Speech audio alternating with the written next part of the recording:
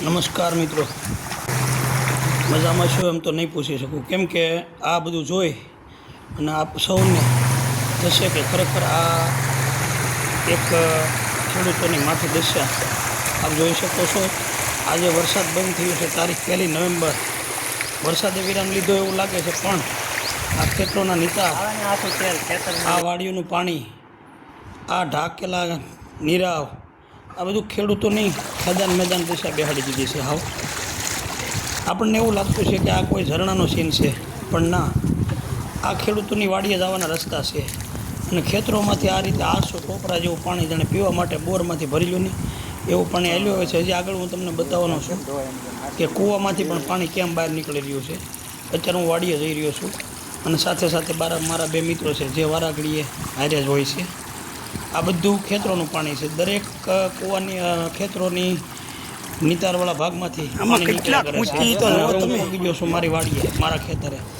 આ પાણી જમીનમાં છે ને ખેતરમાં છે, વરસાદનું પાણી આ નથી, કોઈ સરાણ કે વરસાદનું પાણી ડોળ હોય, આ શું પાણી કોઈ નથી ને। હવે તમને દેખાડું, તમને બધા અહીંથી હું છું, આ તો આ છે કૂવો છે અને કૂવામાંથી પાણી નીકળે છે ડાયરેક્ટ ગોહિલ ગામ છે સોકવા। અહીંયા સુધી વાંધો નહીં, જમીનનો સર્વે નંબર છે, અહીંયા સુધી વાંધો નહીં ભાઈ। કદાચ સરકારને વિશ્વાસ ન આવે, સર્વે કરાવવાની વાતો કરે છે।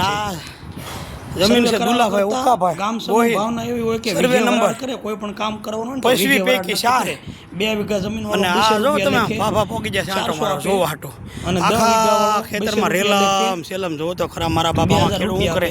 અને સરકાર કહે કે સર્વે કરો, આ પાછું એના સેટેલાઇટમાં આવે તો વાંધો નથી, નહીં આવે તો એમ કહે કે ન્યા કાંઈ નુકસાન નહોતી, ખેતર ખાલી હતું। હવે તો આમાં ખેતર ખાલી ન રાખે તો બીજું હું તો મારા બાપા કૂવો છે તો તમે જોવો 60 ફૂટ 70 ફૂટ કૂવો છે ને 70 ફૂટમાંથી પાણી એની આંખે બહાર આવેલું। હવે જો તો ખરા મારા બાપ આમાં ખેડૂત કરીને વાવીને હું વાવે અને હું લણે આ જમીન કદી હુકાય, આખા ખેતરમાં કવાનું પાણી આવેલું જાય છે। અને આમાં જો ભાઈ પગમાં પગ હાલ તો ભાઈ જરીક આ મોલ હાલ તો હાલ તો કેટલો ખુદી આ કેદી હુકાય, ગોઠણ ખુદતા જાય, આ હુકાઈ રહ્યું ભાઈ। હવે આ ન હુકાય મારા બાપ, જે કઈ લગન લખાઈ ગયા વાડીઓના ખેડૂતના બધાના, પણ સરકાર ત્યાંથી બેઠા એમ કે અમે સર્વે કરી અને સહાય આપશું। ખાલી ખેતર હોય નીતાર જો કહો તમે આમ પાણી જવો તો ખરા ભલામણા ખોબે ભરીને।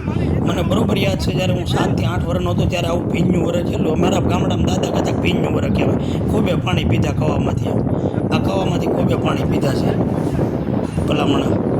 અને આ કવો છે લગભગ 70 ફૂટ ઊંડો છે અને કપાની તો હાલત બેહાડી દીધી, માલપા ઉગી ગયા।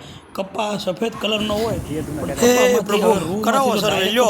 તો ડાયરેક્ટ રંગીન બની જાય। સર્વે કરવા જેવું છે ભાઈ, સર્વે કરવા જાવ ભાઈ, પાણી હાલ્યા આવે છે, એવી જગ્યા નથી તે પાણી લગી જવામાં ત્યાં આવતું હોય તો આખું ખેતર છે ભાઈ સમધાર પાણી નામાં ત્યાં પાણી બધું હોય તો કયો આ પાણી વેચાણ છે, હા કાયદેસર પીવું હોય તો પી લો। આવું વરસાદનું પાણી પીવામાં તમારા ભાગમાં અમારા ભાગમાં ક્યાંય નહોતું, આખી બાપને પેટ પીડ્યા આ જિંદગીમાં કોઈ એટલું પાણી નહોતું પીડ્યું એટલું આ માવઠું છે કે 2 વીરો કાંઈ ખબર નહીં પડી।